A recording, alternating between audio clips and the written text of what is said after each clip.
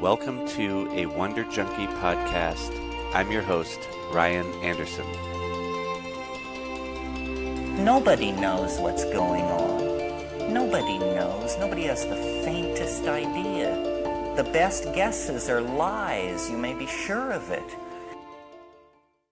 All right, Bas Rutten, I really appreciate you joining me, brother. You're very welcome, brother. Yeah, looking forward to it. Absolutely. I've been a fan of yours since I was a freshman in high school, and I got grounded for ordering UFC 1. My parents didn't know what it was, and that was a lot of money back then. I think it was like $30 or something, but today that would be like $100 today or maybe more. But then my dad saw what it was, and he saw, oh shit, Don Fry and all these guys that were coming in. So he started to become a fan, and then we would start ordering the fights together. And anyway, you and Randy Couture were some of my biggest inspirations as a young kid.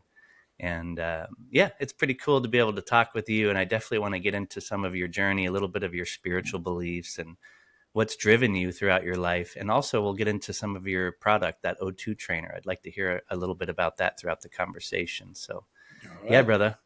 Let's do it. First of all, I'd love to just start off with pancreatia and all that. Like when you were doing that initial fighting, were you fighting as a child? I don't know if you were. Like, were you getting into fist fights when you were real little? A lot. I had this horrible skin disease, right? So I was the leper at school. I was very sick as a kid. I have a leaking heart valve from rheumatic fever. So I spent 4 months in the hospital when I was 4. And then at 6, I got severe asthma, severe eczema. Asthma attacks every 5 weeks, week in bed, not able to eat, nothing, couldn't do anything, and then horrible skin disease, which of course made me a target for bullies. And that of course inspired my whole fighting thing. Saw a Bruce Lee movie, started training, knocked out the first bully. And then that was it. I was loose. Now I had a short list. It was not a long list. People always go, I had a whole list. I go, it's like 4 guys that I knocked out after that had to go after. But then also every other kid, that got bullied. Guess who took care of that problem, And I think that's been in my whole life now. That my whole life has been driven by that. So something that I thought was a curse at the beginning, now I actually found out it was a blessing, It was God putting me on a path. People go like, oh, fighting, he doesn't like you fighting. I go, of course he likes fighting. That's why fighting is here, and fighting. I always say, if one of the 2 people don't want to fight, that is violence. But if 2 guys sign up to fight each other, who are trained guys, for the people who just watch fighting, it looks bad, but it's really not that bad. If you break it down, it's really not that dangerous. But putting it in a cage, right? Animals in a cage, prisoners in a cage. And there's a little blood, and the heartbeat goes 150 beats an hour, and it pumps out, and it looks a lot. It freaks people out, but in reality, there's way less injuries than in football and soccer and all these kind of sports, and way less CTE than in boxing and in kickboxing, because we have different rules. We don't have an 8 count, for instance, So, but still, that everything put me on the map, because I did this reunion show in Holland. So they found out about me, and it was a big show in Holland. And they came to America to film me here, go to the studio. I was filming Inside MMA at that time, the TV show that I had for 9 years. And we came back, and then I had to go to Holland too with all the old classmates. And some of the other classmates also started excelling at things, so they highlighted those guys as well, the girls.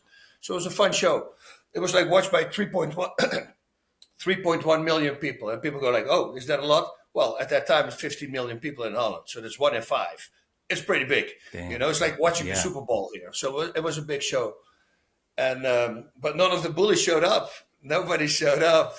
And I said, where are they? I said, I wanted to thank them. They gave me this freaking unbelievable life, So I'm actually really happy with them. You see, and once you start seeing things like that, and then finding out that in that way that you actually can fight, and then it becomes your career.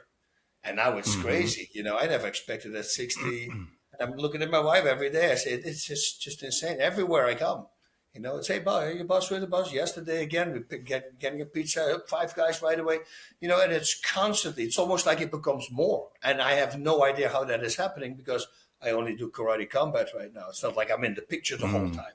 So But yeah, Yeah. having a Well, great life. your energy is infectious, and I think over the years, one of the things, like I even used to watch your original self defense videos where you're in that little bar and you're like, boom, right straight, and you're teaching just the basic Yeah. fundamentals. And I used to love those. Those were like the first videos on YouTube that I would get hooked on. But you have always just had a pretty infectious energy to you, and I was always curious, like, who gave you that, or was it archetypal? Do you think it's DNA to even fight and to also go after bullies too? It's almost one of those things where you're like a justice warrior at heart. Inside you don't like when there's injustice, so then you channel that energy towards like using your body, mind, spirit to be of service too in some way, even though it's fighting. But it's like, dude, you're actually, if you look back through history, you probably came through the birth canal. I don't know how reincarnation works, but there's like archetypal memory there. And it's like, you are a fighter, but it's for the good, you know? Yeah, I think whatever you receive as a gift, you have to give as a gift, right? That's what they say in the Bible. So whatever it is, your knowledge that you received overall over the years, if it made you having a good life, then you have to pass it on to others who, because there's other people like me. So for instance, I talk a lot to kids, and I get emails from their parents if it's okay that I talk to the kids who go through the same stuff that I do. Now I have copy and pasted everything, so I can copy and paste it there because they ask the routine what to do, what not to eat with asthma, what not to eat with eczema, and all these things. So I made a big flyer. So first I write a letter and I say, here, you got a letter with it that I sent to everybody. This is what I used to do, in order to get out of it. And nowadays they have much better medication and all that stuff. But yeah, I always felt like I have to protect. And it's hard. It's really hard because it put me in really bad situations, If I see 5 guys messing around with a girl, I'm already walking over. And while I'm walking over, I'm going, what am I doing? What am I doing? But I can't stop it. I can't stop it. I have to go there. And most of the time when I get pretty close to them, and I always pick the biggest guy out, and I just start talking to them. And it's always the relaxed voice that does, oh, what do you want to do, old man? I say, oh, dude, that's a dagger in my heart right now. And old man, I mean, come on, and then I start laughing, be careful, be just genuine and start breaking things down. And what is your problem? I said, what would you do? What would you do if you're in my shoes? And you walk on the street and you see some assholes with a girl. If you wouldn't protect that, but you don't know what she did. We had another guy. We had 2 guys doing that to a girl, and I was with a very famous guy, but they didn't recognize him, an actor, and of course I had to go there, and right away they got in my face, and I said, just break it down, but that, just break it down. What would you do in my situation? Yeah, but she's crazy. I said, doesn't matter. This doesn't look good for the people, and at that moment, people who were fans came up to me because we were waiting for a car to ask for a picture. And these guys are looking at me like, who is this guy? Oh, and then one of these guys says, oh, he's like a UFC champion. And the guys were right away, oh, hey, man, everything was right away. It was cleared, There was no more problem. But it was like God was directing some people over to us who started shaking my hand and asking for pictures. And then they realized, oh, shit, we're messing with the wrong guy. But then, once you start talking, because then I don't let it go. But I'm very, very respectful. I never start because violence comes. You ask violence back, but you just explain. I say, what would you do in the situation? You would do the same thing, right? I mean, if you're a true guy, you would do that. Yeah. And he goes, yeah, you're right. So that's why I'm doing it. Just explain. Don't get in my face right away. Yeah. What do you want? And I say, oh, and I push him back with my finger. Say, don't do that. Don't come close now. And then thankfully these other people started coming, and it was okay. But that's a problem that I still have. That's, for instance, with all the floods here, and that they asked me, did you go there? I can't, because I know that if at that moment, so I just had an ablation on my heart done 4 weeks ago, so I just been qualified to start training very slowly again, like last week. And I go, and I know myself. If I see somebody fly or a kid fly by in a river, I'm in there, and then now it's a high chance that I'm going to freaking die. Well, I got a family too. I got 3 girls, a grandson, a wife, so, I don't want to put myself in that situation. Even heavy lifting, I shouldn't be doing right now yet. So it's, but knowing that from yourself, that at least you can stop yourself at moments like this. Yeah. Yeah, I definitely, we have a culture in the fire service where it's just dudes like that, guys and girls that are driven towards If shit's hitting the fan, those are the people that are going to go towards the action. And we actually have a lot of ex-UFC guys and MMA guys and Navy SEALs and all these people that are, it's the same archetype that goes back, I always think, through history, where you're just driven to like be of service. And when there's chaos, you go towards it. And even as a kid, I hated bullies and I would get in fights. And now you have to be real careful because everybody's a trained killer and they're all trained with MMA. So it's like, you don't know who's who. I don't mess with people. But I also don't, like you said, allow people to get away with injustice. You got to go towards that. So I think that's cool. And I'm curious, like, who were the first people that allowed you and inspired you to channel that energy more towards a structured fighting style, like MMA and all that? How did you start to structure it? I just, because once I knocked the first bully out, then my mom and dad took me off because they didn't know I was bullied. I never wanted to bother them because my mother had a lot of work with me. Every night she had to mummify me. That's what we call the bandages everywhere with creams, and I would rip that off in the middle of the night. And then the whole family would send in old bed sheets that they could rip up to bandages. And that was every day, every day, every day. So if I would tell her that I was bullied, oh man, it would break her heart, So I never said that, right? Because I'm pretty sure if my dad would have known, he would have said, no, we let him do martial arts, So I had to wait till I left the house. Then I started training karate right away. Some form of karate, and then I wanted to fight full contact. So I think within 3 months I signed up for Thai boxing classes, kept doing karate on the side, and then I started competing very soon. Like months in, I just had my first fight, and then it's just but I wasn't under control yet at the time. It was just a lot of anger, a lot of I think also panic, fear. You try to get the guy out as soon as you can, and thankfully I was always blessed with great genetics, so I just blasted everybody in the first round, knocked out.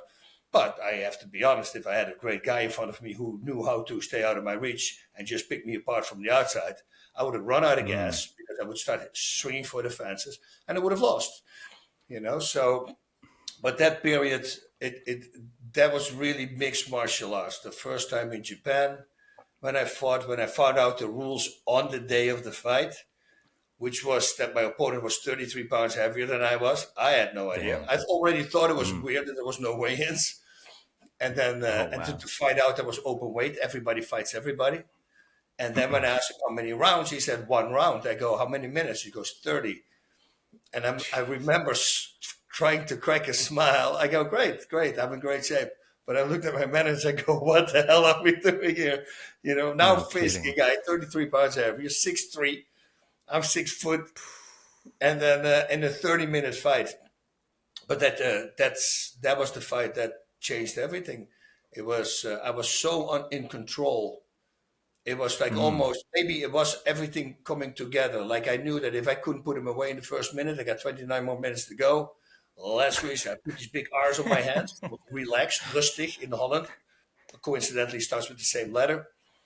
And my manager was in the corner. I never had a coach. I trained myself, right? So I just found a sparring partner, and that's how I trained.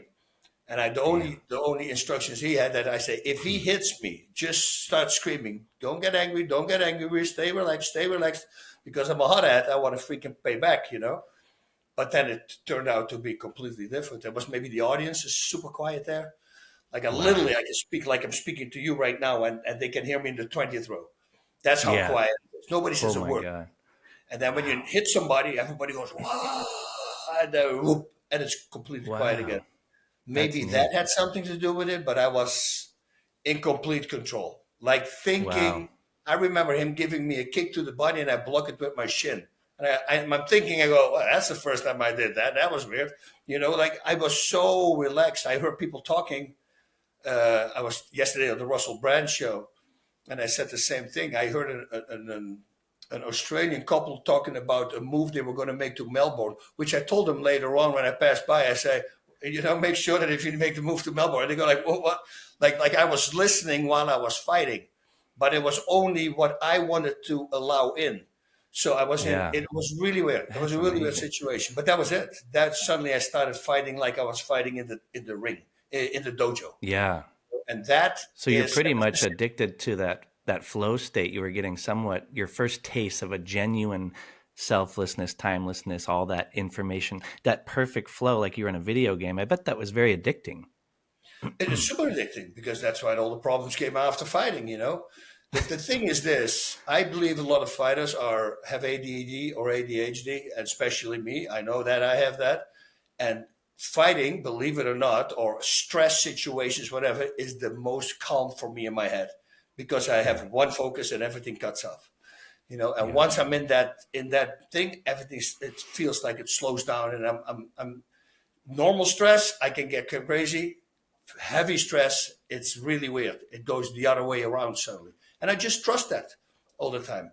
You know, like when I would go to the fight and if I would be nervous in the beginning, I knew that if the bell goes, I'm in my bubble. That's what I call it. I'm in like a bubble and I control what comes in and what comes out. If I want to listen to their corner, this is how I won many fights because I hear the instructions from their corner. You know, and then I started speaking English to my Dutch corner. And I go, why would I speak English to my Dutch corner? But I would say the dumbest things.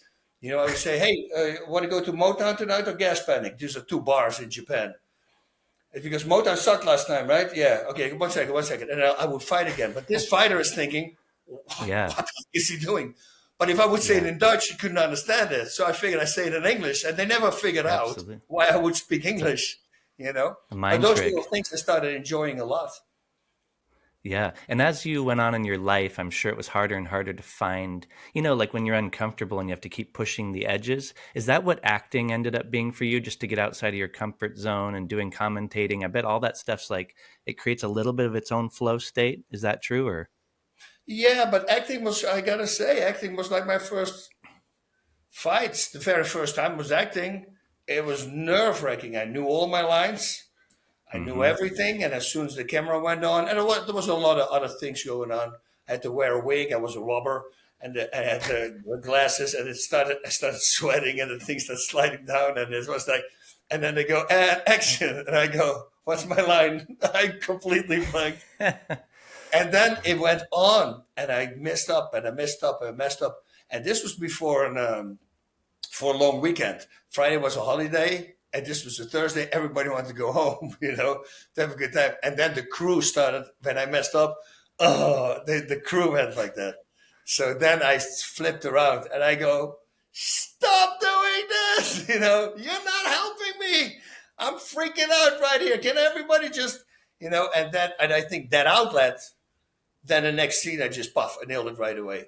You know, it just needed to get out there.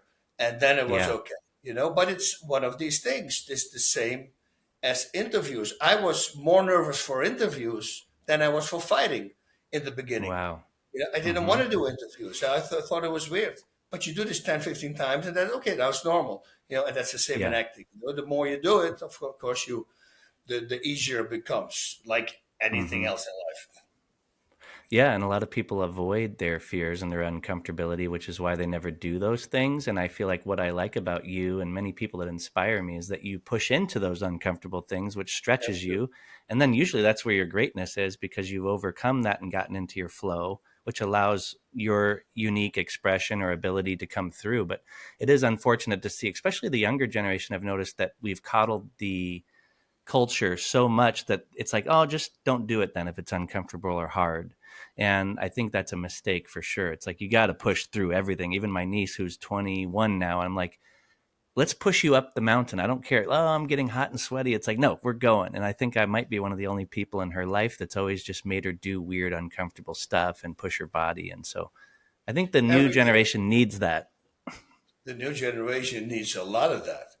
I mean, they're all so soft. It's all comfort. Yeah. Everything's comfort right now.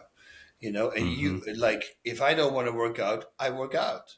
Because I know if I do work out when I don't want to work out, and I didn't want to work out for the last year, especially with the heart thing that went on. I didn't want to wash my heart, you know, but I got tired and everything started hurting. All the muscles were hurting because it didn't get oxygen, you know. So let's train. Yeah, I don't want to train. Well, I know that if I don't train, then tomorrow it's easier again to not train. It becomes, you become weaker and weaker. But if you say, no, I can't, I don't care, I do it. So every day you got to do something, at least one thing that you do not want to do. You know, and it's the same with problems. As problems arrive in your life, and it's something that you eventually have to address it now. Because you can't walk away from it. You're going to have to address it. Do it now so it's behind you, and it's not a problem anymore. But people don't do Yeah. that. They try to avoid, and that's when you become weaker and weaker and weaker. And that's why this whole world is also based with the faith. When you talk about the faith, well, the faith is just that. If you live by the faith, I'm not talking about the guy who goes to church and flips people off when he comes out in the parking lot. Not talking about that guy. That's not following the faith. That's just doing your minimum. So for if there is a heaven, then at least I'm going to be saved. No, you're not going to be saved if you be like that. Really, truly live it. And if really, truly living it means that you need to keep your mind and body in perfect condition. That's what the Bible says, right? It's a gift from God. And if you do that, then your mind and body will work the very best. But guess what? You have to do something for it. You have to work for it. Now, if you love food, then you'll stay saying, no, that's your vice. That's your problem. Yeah, you can talk easy, boss, because you can eat whatever you want. Yes, I can eat whatever I want, as much as I want. I will not gain weight. I have a freaking crazy body that burns like a maniac. But I really like drugs, and I really like alcohol. So everybody has their vices, and you have to control these vices. So it's hard for everybody. It's all, in the eyes of other people. They try to say, yeah, but you don't have this, and I have the gene, and I have no. It's just discipline. And if you have discipline, and that means you need to have strength, a lot of strength, mental strength, then you can overcome everything. I always tell people, read the book from David Goggins, Can't Hurt Me, right? That's when you go, okay, that's a guy, this is what I used to do, what he did, only he does it 10 times more. It's like, that's the most insane guy. But that's a guy, if I don't want to work out now, I'm going to go, what would David Goggins do? Well, I go, shit, now I got to do it, because I know he would do it. You see, and if you train yourself like that, you become stronger and stronger. The more I say no, but you become weaker and weaker. So it's all about that. When you're going to start training again? After the weekend. Why not today? Why do you say after the weekend? Because that gives you 2 days, you're online again, you're zapping again, and you'll steer away from it. You're not going to do it anymore. Do it now, because otherwise, and don't go full out. Because the next day you're going to be in so much pain, and now you don't want to do it anymore. Relax, make it a journey, pull out 10 weeks, and you see a transformation, and especially if you watch your food. I always say this, we have these 6 weeks challenges at my gym that I had in California. I just sold it. And these people come in, they come overweight in, and then after 6 weeks, you see a transformation. You cannot believe it. You know what? I'm going to pull up here. This is what everybody can do, because this is a woman who literally came to us, and I asked her if I could use that picture. Okay. So she actually gained 0.2 pounds. That's amazing. That's after 6 weeks. Yeah. So that's a gigantic difference. And that's what you do. You just go to a gym, and that's why I say take 10 weeks. Just start slowly, nice and easy, baby steps. Make it a journey. Don't make it a race. Relax and nice. And then you can see what you really can do. And then if you stick with it, well, then everything becomes better. It's very simple. You just have to do it. Yeah. No, the opposite of that is what seems to be like a mind virus, which is victimhood. And I always feel very curious about, where does victimhood come from? Is it indoctrinated, or are some people born less victim-like than others? Because you see it with addiction or with suffering, is that it's like you get two choices in life. It's to be opportunistic and look at things with gratitude and appreciation and go, okay, I'm going to do what I have with what I have and make the best of my circumstance and look at everything as like a lesson or growth. And that seems to be all the best teachers that I've ever come across from books and writing and inspirational people, is that they are the opposite of victims. And then the people that have that victim mindset, that want to blame something outside of themselves or look at what all the things are that could have possibly caused it outside of their own mind or their own body, they're the ones that suffer the most. And I'm curious, like with your spiritual belief systems, where did they come into play? Or like, do you think you inherited a lot of this archetypal energy, or did you double down on it?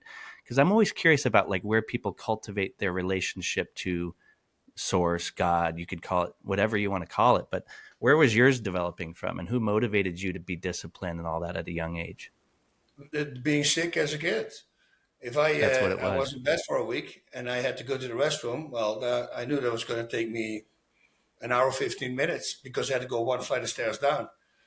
I had to literally walk to the stairs. Well, walking to the stairs, I already had to stop 2 times to catch my breath because I couldn't breathe. And then you sit down on the first step, and then you have to catch your breath, and you go 2 steps down, you slide down, And every time you have, Damn. so I had to really constantly, just to go to the restroom, if I wanted to do it myself, I didn't want to bother my mother. That was a freaking journey for me to do. And then the stairs up. Oh, that's way worse, because now you're going to have to use power. This is just sliding down, and I think from that moment on, that's always been instilled in me. And then my parents also, they would buy, if I want, what do you want for Christmas? I want a stereo. They would buy the stereo. They had a cassette player and they had everything, but there were no speakers. Why are there no speakers? Well, you're going to have to make your own money to know how to get those speakers. And then I started working. I had two newspaper jobs. I was grocery stocking. I was working on a farm. I was dishwashing at the pizzeria. I had 5 jobs when I was 14, but I always worked, and it was instilled in me. So later in life, it was easy for me, to go to hard work. And I did that, already did that. And nowadays, it's not. Nowadays, you see, and everybody wants to be a YouTube star, right? And everybody wants, because it's so easy. It's not easy. If you do it, then go 100% commit to it. But don't think that making selfish, funny videos is going to make you a YouTube star. You're not going to be a Joe Rogan. Joe Rogan is a very smart freaking guy who puts things together, who really thinks, who listens to you. It's a hard job. Everybody has their qualities, like Conor McGregor, right? The way he can speak. I mean, we haven't seen that since Ali, pretty much, right? And so that now we're talking 2 guys in a long freaking time. That's his gift, use that gift, but use it to the good. Don't start overdoing it, what you sometimes did, but people get excited, because, and they don't know what to do anymore. They don't think it's enough. They want to top every time.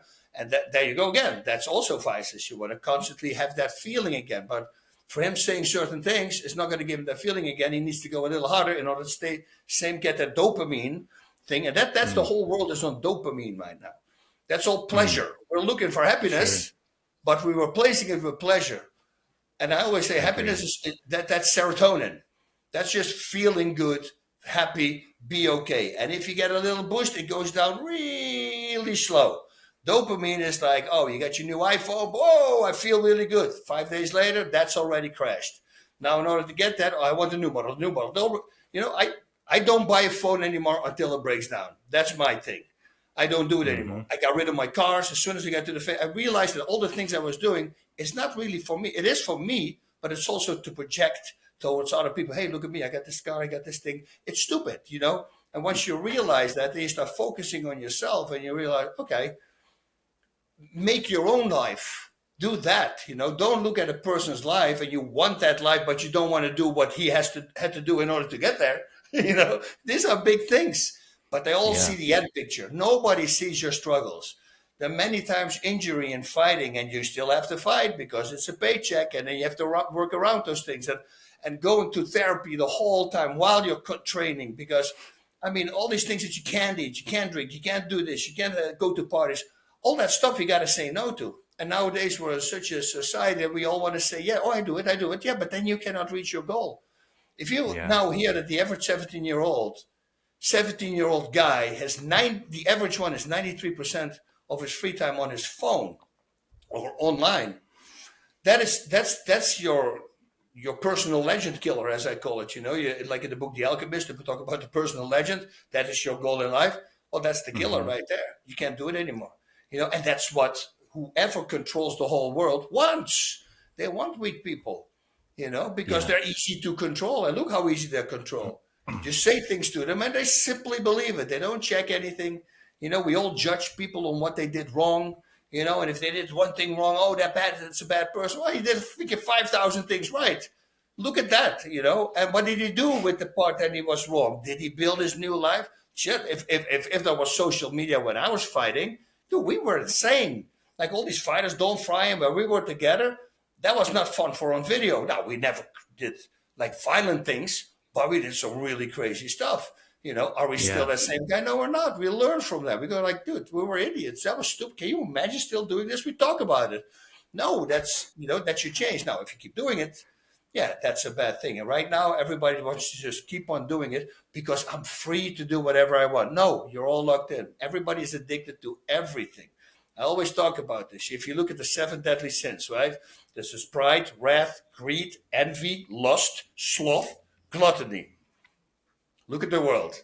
Well, if you're a believer, the devil is winning right now. I mean, they're Yeah. all freaking ramping up at high level. Everybody is that, and it's sad. And we have to stop that. And the only way to stop it is to say no to the things that are not good for you. That's the great Scott Hahn. He's a very good Catholic. He said this the best one time. He said, people say, yeah, I suffer because I sin. And he goes, dude, that's backwards. You sin because you do not want to suffer. That's why you're sinning. Oh, really? Yeah, because, I want to have that third beer. Well, saying no to that third beer at that moment is suffering for you because you really want it, And if you do drink it, well, now you're going to be suffering in the morning because you're going to have hangover. First of all, there's always be suffering whenever you have it now or later. But if you really want to go for a goal, you have to say no to a lot of things, just like any professional athlete, just like any professional singer, like musician, like painter, like doctor, like any profession. If you want to excel, there's a lot of suffering going towards that, because you can't do what other people do because you have to focus on one object. And that is gone because they make it easy. Now you can make, I just got to do whatever they call it. What is it? I heard just a fighter did that. Where they film themselves. Reels or whatever. A lot of girls doing it now because a lot of people pay money. All these perverts, they watch people naked and all that stuff. Whatever they call it. Influencer. Mm-hmm. And he made $2 million. He said, $2 million as a fighter, because there's guys. Hey, can I show you toes? Can you show me this? You got to go naked. You got to go this. They're selling themselves. Think about that. For money because it's easy. And I think that's what's wrong with the world, the easy way, like you said, you want to put the arduous way, because the harder you have to work for something and then succeed at it, the better the payoff is going to be. There's your dopamine effect. And hopefully it's not a dopamine effect. And in such a way, it's still a serotonin effect that will inspire you to, if I can do this with this, I can also do that with that. Okay, let's try this as well. And that's why you see these successful businessmen flourishing, because they got it. They need to work hard, and then boom, there it is. And for some people, it never comes. But we're talking about that yesterday with Russell Brand as well. And he says, why do you think certain people don't get there? I said, because I believe that they do it for the wrong reasons. If you want to be a famous fighter for the money and for the glory, I don't think that's the real reason. I think you should love fighting. And then if you struggle, and then suddenly it goes up, that means you bit through it and you really love it because it's your passion. And a lot of guys at that moment that they're going to go up, just before it, they stop because it's not really their passion. And it's not really their passion. They don't have enough below us to push to that last moment through, and then you're not going to get it. So pick something that you like. You cannot be whoever you want. That's a BS rule as well.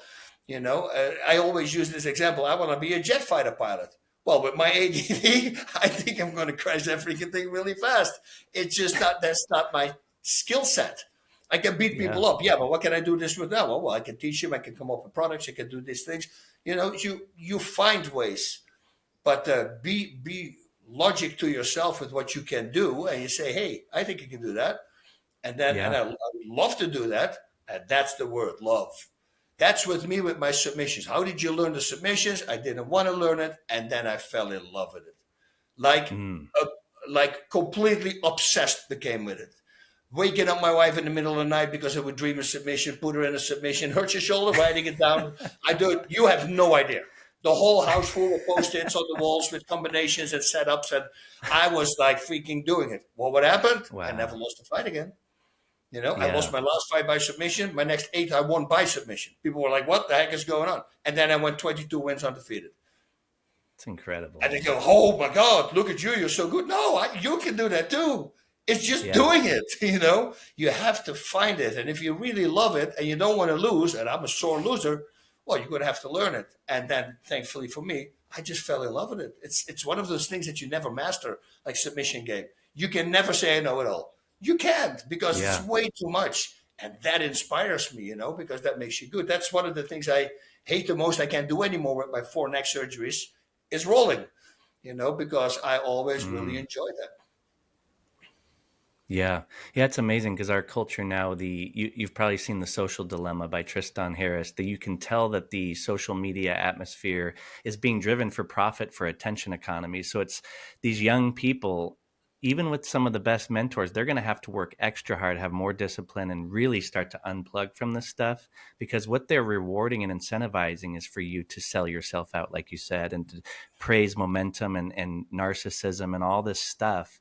And it's like, it is a spiritual battle. If you want to look at it as your own life destiny is being somewhat raped, your attention, your whole life force energy by these screens. And then you look at like the blue light and what that does to a person. So I think these young people are going to have to really, really pull back from screen time and get out into nature and get out back in the real world where their feet on the ground, face in the sun.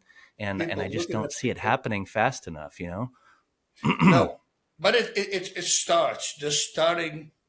There's a movement that starts in schools already. Also, men want to become men again.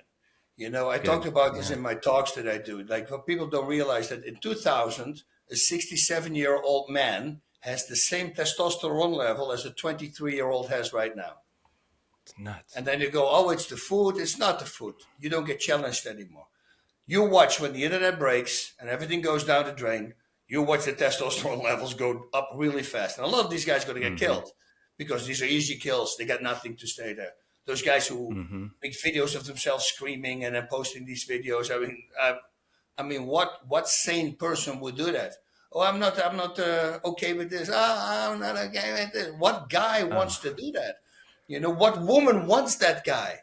I don't understand it. And women start to see it too. That's not a man. They do want a man. The whole, what is it, toxic masculinity. They try hmm. to put that away. Well, tell that to all Yeah. the people. You remember the shooting in Colorado in the movie theater? I mean, I think Yeah. there were 3 or 4 guys who were dead, but they saved their women.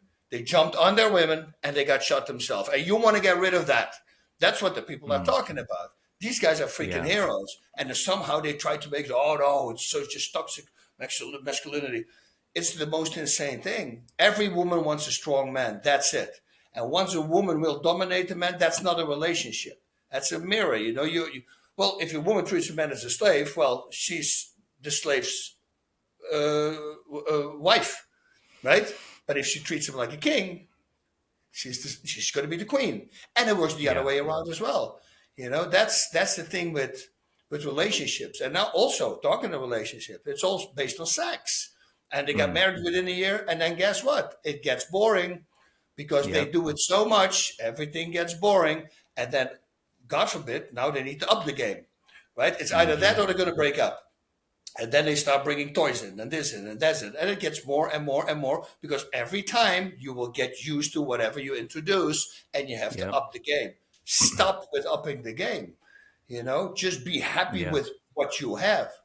And people don't want that anymore because they see all the Yeah. other people and they want that, but they don't want to do Yep. anything for it. Dude, it's Yeah. constantly on my head how weak it is, and I'm very scared for my kids, for my grandkids, Mm. because they live in this crazy world. Yeah. Well, you're doing a good job, at least within your reach, of extending the message and the person that you are, your character. I think that each person has to somewhat add value in their own little frame of reference and where they can, and you're doing that. So I think there's plenty of people, like you said, too, that we're not seeing, because social media, 90% of the content is created by 10% of the creators. And so we're only seeing these extremes, and they're curating this narrative that everybody's fucked and divided. And to be honest, when you go out in the streets and you go out in the world, people are pretty cool and they're kind and they're sick of it. And the average Yep. person in the middle, that 90%, I feel like there's a lot more connectivity and hope than we're being shown on the screen. So I do believe in humanity, that we want freedom and that we want, the best for our kids and our families. And, we might have to go through some hard times, but that's going to create hard people again. And right now we've just created this easy last 30, 40 years for our culture, at least in the West, where we're like, all right, we've created a really soft, coddled, happy, lovey, airy, fairy, dopamine driven group of people. And, it's starting to, the pendulum will start to swing where people are in that disgust factor. And they're like, you know what? That's awful. I'm going to go out to a restaurant and me and you are not going to be on our phone one time. And you're going to look around and you'll start to see people starting to engage like that. But I feel lucky that I was roofing at 15 years old. My dad had me getting hard jobs like that too. So Yep. that just makes you appreciate a little bit of money from doing a little bit of hard work with some blue collared guys. And I was up early, and I just remember that really being so good for me. So I try to instill that into young people too, is to like do weird, hard shit that you don't want to do. It builds your character. So, Yeah, um, it's like when my wife is super busy and she's super busy because somehow she can run this whole company that we're running. It's amazing. And mm, but when she comes home from something, I clean the whole kitchen. I do that, and it makes me feel good. It makes me just feel good for myself. It's like when I'm cleaning up, it also looks that like I'm cleaning myself. But I know that she really is going to appreciate it. Because yeah, she doesn't have the time for it. Now I can be the a-hole and lay on the couch and watch freaking Netflix. I can do that too. But that both is not going to do anything. It's not going to be good for her, but also it's not going to be good for me. Because once you look yeah, back, or I clean up the yard, or I take out the weeds in between almost afterwards, I should have made a picture of it first, before and mm, after, so I can show her how bad it was. But then I go, like, you see, then I'm looking for a thank you. And I shouldn't be mm, looking for a thank you. It's just the right thing to yeah, do, brother. You yeah, just should help each other. That's yeah, also a problem but in the world. We I just say it, we believe that we know what other people are thinking, and we assume that we know. And everything you assume, well, 95% it's wrong. You're always wrong, right? But somehow we believe this directed towards me. If so, I was use this example. You open the door for somebody, the person doesn't thank you, and you go, yeah, oh, you're welcome. You know, you're not doing it for the right reasons, man. You should do this because it's the right thing to do, not for a thank yeah, you.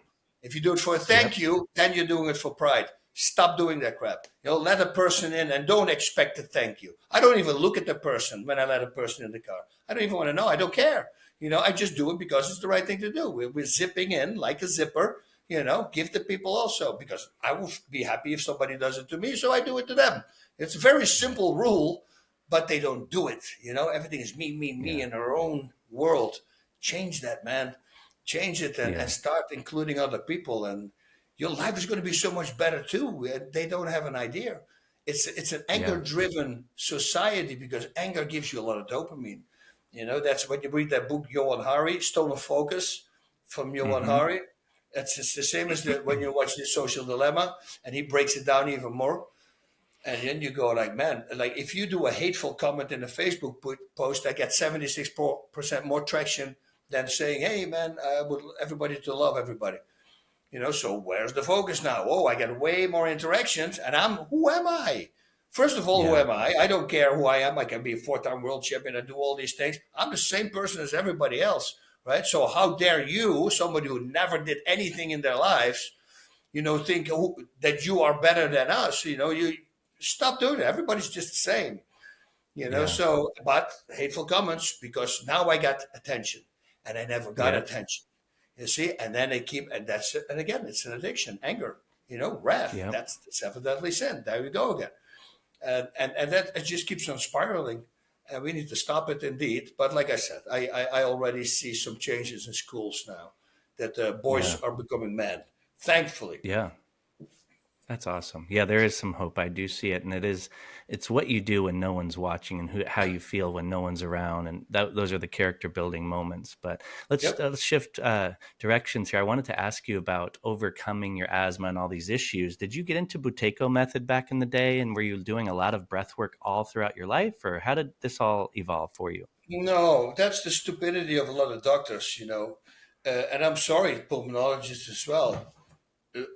I never went to a pulmonologist who said I was breathing incorrectly. Hmm. That's the dumbest thing. This is like these fighters or these coaches in every sport, and they get coach of the year, coach of the year, coach of the year, and none of them. And if it's an athletic sport, where you need endurance and stamina, nobody focuses on the breathing. Nobody Right. trains the breathing muscles. Nobody does it. All the Olympians are doing it. And Jack Daniels, the trainer, of course, not the drink, he's one of the best endurance coaches on the planet. Well, it's the first thing he does. He puts you on a treadmill, take your shirt off, and he was watching how you breathe. And if you breathe incorrectly, we're going to fix that first.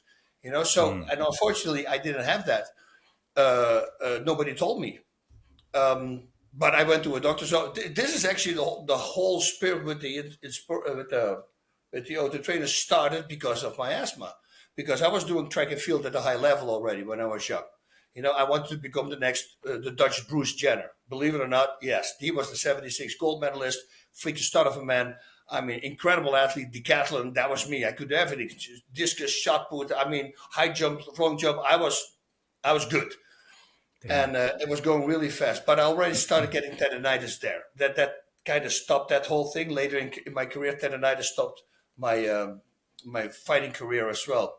But what I realized is if I would have been a week in bed and I would resume my track and field, I would always break my running times. And I go, that's weird, right? And it was dramatic every time. And I thought, is it the medication? I don't know what it was. And then I went to a doctor's office and I saw a drawing of a pair of lungs. And that's when I realized, okay, there was an infected airway, bronchial tube, and it was a healthy one. And that was it. That was the idea. I go like, oh my God, I've been pulling air in 24/7 for 6 days, 7 days straight through an infected hole.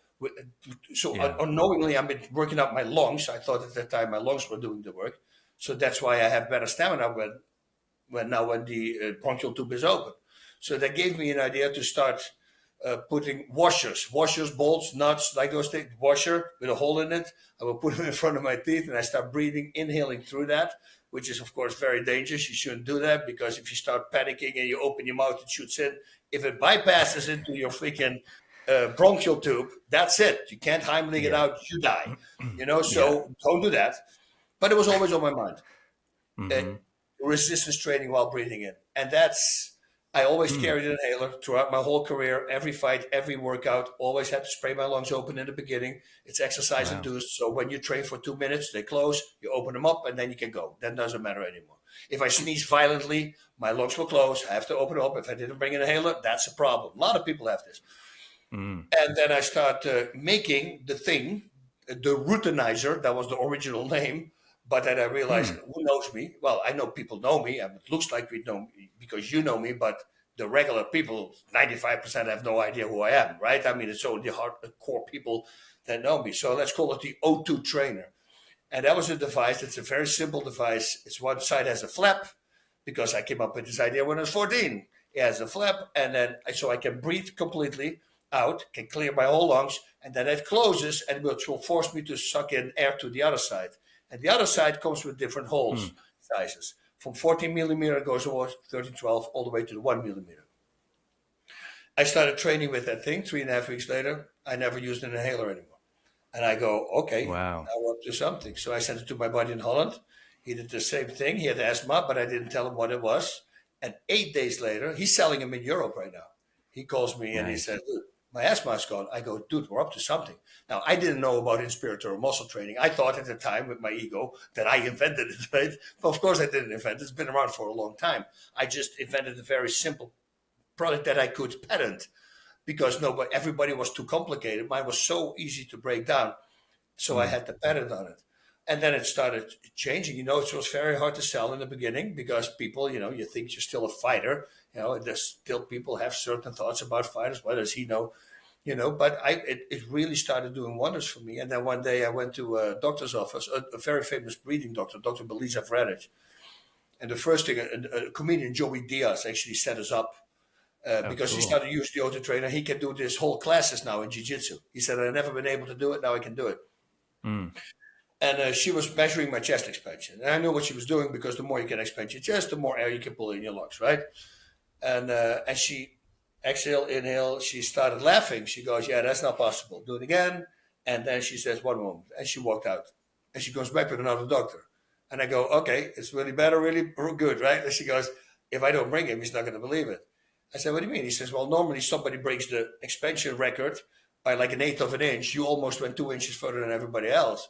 So this is crazy how that's possible. And so I pulled out, not this one, this is an updated model, the auto trainer. I said, I use this thing. So she started using it and I put it in a book because it's worked. And then people start noticing, And then I realized on your published medical journal websites, there's over 2,000 published medical journals about inspiratory muscle training. So that is the auto trainer. And for people, because it blew my mind that I didn't know this, If you see me fighting a world title fight, you literally see me breathing like this. Well, if you take a deep breath and you look at the shoulder, you raise your shoulders, you're completely breathing wrong. And don't worry, 95% does it like I was doing it. Everybody's doing it wrong. The people who do it correctly probably have breathing classes. That's it. Now, so how do you get air in your lungs? Well, your lungs, they breathe in. No, they don't do anything. Lungs are just two bags. Imagine they're just two plastic bags because there's no muscle in the lung.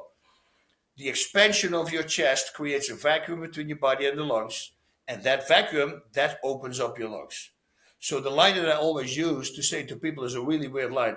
So your chest doesn't expand because you put air in it, your chest expands, and that is how you pull the air in. And now people are going to go, whoa, what is that? Well, the chest expansion happens by your diaphragm and by your intercostal muscles, which are the muscles in between your ribs. Your external intercostal muscles, the ones on the outside, they're opening up your chest. So even if your diaphragm would fail somehow, and people have that, your chest can still breathe for you. It's not going to be optimum, but it's going to be still okay. So there's a backup plan for that. But if those finish, that's it. Now, I have here a vegetable steamer. Normally a thing comes out. But if you flip it around, this is literally what almost, it's not exactly, of course, a diaphragm looks like. Now imagine it's a thin dome-shaped tendon muscle that is about 4 millimeters thick, so it's not really that thick, but it's super strong. And this is what it does in the body. It drops down every time. And I always tell people, what does that do? Well, look from this side. It expands in the body. So this thing expands, goes down, expands your chest, creates the vacuum, lungs open up together with your intercostals. That's how you breathe. Okay, so why would you do that? Well, you were talking about the Buteyko technique. And there's way more. You got the box breathing, you got Buteyko, you got Stanislav Grof. I mean, there's a lot of different breathing techniques. All these breathing techniques, whatever you do, are going to be better once you start using inspiratory muscle training. Why? Because you are working out your 11 pounds. The average person has 11 pounds of breathing muscle. So you make them stronger. It's like when you're a high jumper and you don't do squats, it's the dumbest thing there is, right? You should do squats in order to get your legs stronger. You can also do it without a weight, but if you do it without a weight, you're going to need 4,000 freaking reps in order to actually to start getting stronger. Once you add weight, now you can do a lower amount of reps, and you also make them stronger. This is breathing training, strength training for your breathing muscles. So this also is a thing that you do maximum 4.5 minutes a day. So it's not a workout that you have to do. If you already work out, just do it before you work out or do it after you work out. Now, what I do tell people, don't do it before a conditioning workout because you're tiring your breathing muscles. So your stamina workout is not going to be great. But 6 weeks in, you transform the whole. Now I'm doing it before I do it. So let's go into this so people have an idea why you would use it and why every Olympian endurance athlete is actually using it. So imagine, first of all, let's say, how do you increase your stamina? Well, I train really hard. Yeah, but what does it do in the body? Why is that? There needs to be a reason, right? Why we increase our stamina. Well, it's a very simple explanation because I looked it up. It's when you work out a muscle over and over again, the same muscle, it becomes more efficient at its job because it's doing the same thing. So it uses the word efficient already, less oxygen. So therefore your stamina starts increasing. Okay. So what happens when metaborflex hit you? Metaborflex is the big name for gassing. And I use the same stupid example because I'm sorry, I'm very boring with that, but it brings it home the easiest. Imagine you're running a hill, and this is a crazy hill. Once you go 40, 35%, the nose breathers, you're going to open your mouth within a minute and a half. I guarantee you that because, you got to nose breathe. Trust me, you do that, you're going to have to be forced to open your mouth because you need freaking air. But what happens once you start running, suddenly you get hit, right? That's when you start gassing. Now, what happens inside your body when you start gassing? Well, your body starts redirecting oxygenated blood. It will take it away from your legs that you are using right now. Whoa, why? Well, it's going to send it to the number one priority in your body, which are your breathing muscles. Because breathing is your number one priority. 3 minutes without, you're dead. 3 days without water, you're dead. 3 weeks without food, you're probably dead. It's average, of course, right? It's not like there's always exceptions. Okay, but wait a minute. You just said that if you work out a muscle over and over again, you give it more endurance, so it uses less oxygen. Yeah, so why don't you work out your breathing muscles. And that's what the O2 trainer does. It works out strength training for your breathing muscles. So they become more efficient at its job, and they don't have to steal blood anymore from your limbs that you are using at that moment, because now you updated them. And that's why this line always comes. That's why every single endurance athlete in the Olympics, they are doing it. But why aren't the football players doing it? Why aren't the fighters are doing it? I know a few fighters who are doing it. Alexander Usyk. I shot a movie with The Rock last year, right? About the life of Mark Kerr. I played myself in it. And Alexander Usyk, he's playing Igor Vovchanchyn in the fight. It's just as a fight scene. And I was telling him, because I wanted to give him an O2 trainer, I say, what do you do for your breathing? And he pulled out a product from my competition. And I go, okay, you're doing breathing muscles. He said, no, that's good. That's why. I said, oh, don't worry about it. Because I didn't want to be that guy. Oh, change it for this one. I don't need it. I just want him to get better, And that's what I do with a lot of fighters. I give it to the fighter. I say, you don't have to post about it. You don't have to do anything about it. But maybe once your career is over, because this is going to give you a freaking edge, a big edge. Like my stamina compared to what I had when I was fighting, it's crazy. I mean, it's so much easier. Just think about this. 4 to 6 of these breaths is the same as one diaphragmatic breath. Think about that. So you do 6 times this, let's say 4 times. Let's take the lowest number. 4, 3, 4. It's the same as me doing same air. Oh, okay. So this you're going to change. Now, everybody breathes like this. They also breathe incorrectly. This thing will force you to start breathing using your diaphragm as well. You're going to feel it. I have bodybuilders buying them now for their abs because they realize they get really sticky abs. They're going to stick out. Like, look at my top abs. They come all the way to the front right now. And the lower part, the highest part of your abs, which is attached to your, in front of your where your diaphragm is located at the bottom of your rib cage, those are the muscles you train. They get really strong. And it's actually 360 around your body, circumferential all the way around your body, because you have back breathing muscles too. Once I start adding the back breathing exercise, because of course we have special exercises for that, only 2, don't worry. It's very simple. And like I said, it's no more than 4.5 minutes a day. Man, your chest expansion is going to be bizarre. But how is this possible? Why do we breathe wrong? Well, we all breathe perfectly when you look at a baby. Look at the baby. You will see the middle of the body constantly breathing out. There's almost no chest movement. But that all starts changing at 5.5 years of age. That's when we go to school. That's when we got sitting down. That's when the doctor, checks your lungs. And you think your lungs are here. Your lungs are not there. Your lungs are here. Your lungs go so much down that they massage your intestines. That's how far. It helps with digestion. Think about that. People don't realize that. It goes all the way down. This is also the age that girls become interesting for guys and guys become interesting for girls. And if I breathe like I this, they might think I'm fat. And all these little tiny factors, they take that perfect breath away from us. And then we start breathing like this. All these bodybuilders out there, they're constantly flexing. They're complete breathing wrong.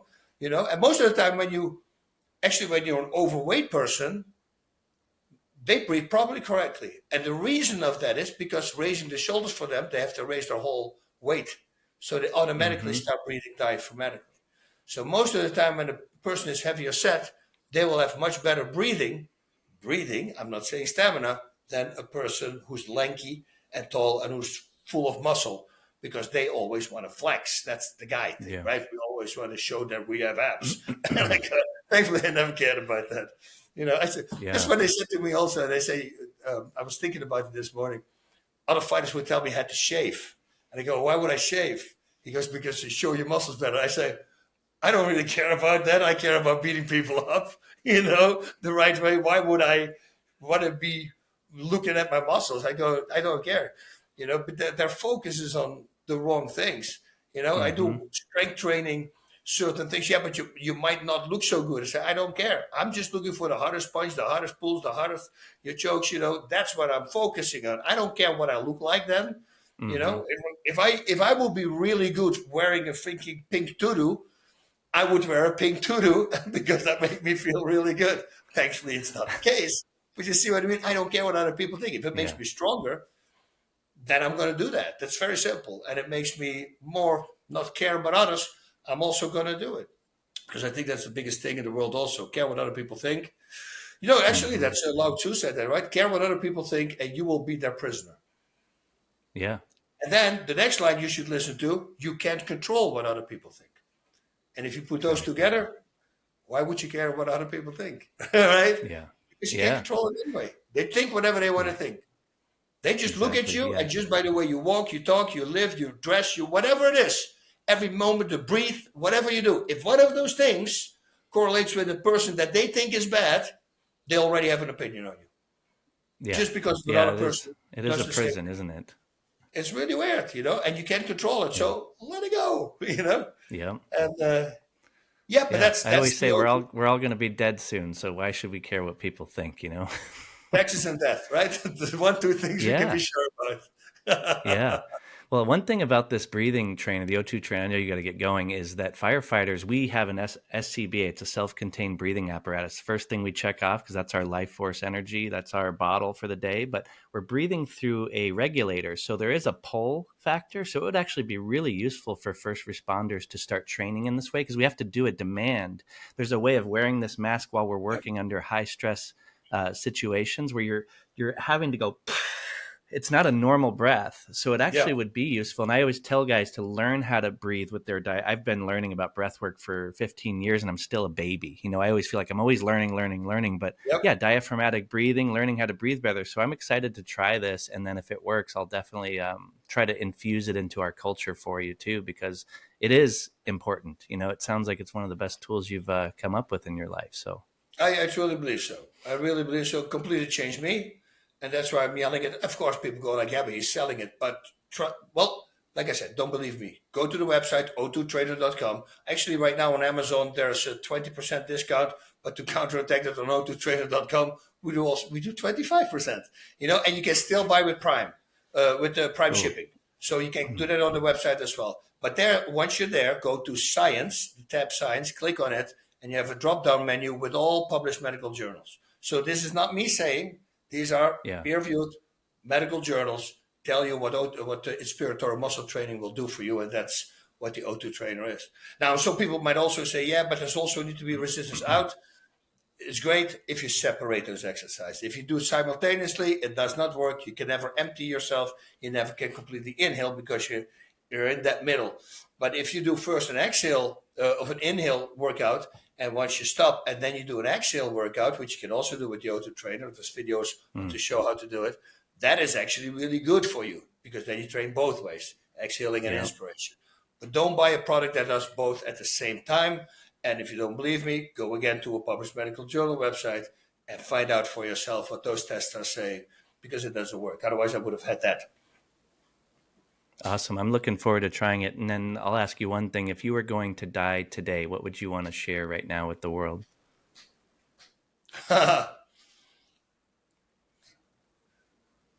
I don't know.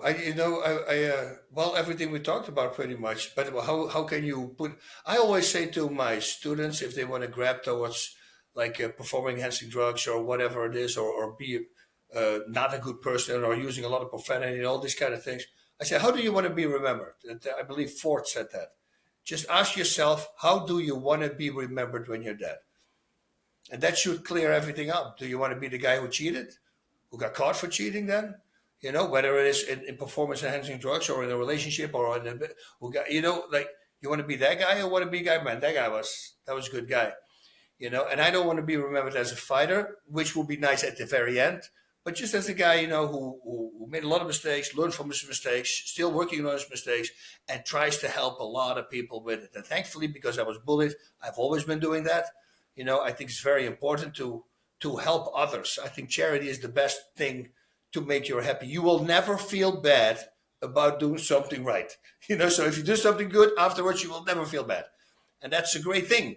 And if you can keep doing that and helping a lot of people, I think that is our goal in life. Of course, is to know and love God as number one. And that number two is to spread that love and spread that happiness. But that's it. Yeah. So it's a very hard question to do in one, but how do you want to be remembered? That works for me. I want to be remembered as a good guy. That's it. You And then will at the be. very end, you're going to say, oh, you can actually kick some ass too. Oh, cool. That's nice, but not really focused. Yeah, no, you are an inspirational and cool human being, Bas. I know so many people that really appreciate you, and I hope this reaches people that have never heard of you before too, because you're an amazing inspiration. So I appreciate your Thank, time today, brother, and I'll be sure to get that O2 trainer and see what that thing's all about. I'm excited. yeah, you send me your address, and I'll send you one. I'll buy one. I don't mind supporting either. Yeah, but so. I don't care. So if you send the address, do what you want to do. You can always send me your address, and then that's okay as well. So because but the thing is, what I do with friends now, normally I don't do this with you because you are going to do it. But everybody, when you give it, and I call them a month later, they didn't even do it. So from that moment on, and everybody. So I started saying, I asked $50. I go $50. They say, I'll put it in an envelope. I put your name on it. And if in 4 weeks I call you and you did it for 4 weeks, I'll give you your envelope back. What about that? I said, because otherwise you're not going to respect it. You're not going to do it. It makes no sense. So Yeah. that's the new rule that I started doing with buddies. So That's good. it's hilarious. And then some people don't even want to do it. I go, see, that's my answer right now. You wouldn't have used it. So, but it will change you. I would say 6 weeks. I'll guarantee you. Like I've been doing it since 2018 now, for 7 years every day. So it's just one of the things. I wake up in the morning. I take my freaking TME. That's the stuff with the peroxide in it that is not like coffee, but also has some new tropical stuff in it. Mm-hmm. Makes me feel great right away. And then I start drink a lot of water, walk the dogs to the park, let them loose because it's encapsulated the park. And that's where I do my 5 minutes of breathing. I just do 5 minutes. I set a timer. That's it. I just do that every single day. It's just a habit, that you form, and then it becomes part of you. And then you're simply never going to stop because you're going to feel the benefits a lot. I love it, brother. Appreciate you very much. And I keep watching your videos and keep doing what you're doing. I appreciate it. Godspeed, my man. Godspeed, brother. Thank you for listening to the episode. Be sure to subscribe to the show on Spotify, YouTube, and iTunes, and rate the show. I hope you enjoyed the episode. What we call reality is in fact nothing more than a culturally sanctioned and linguistically reinforced hallucination.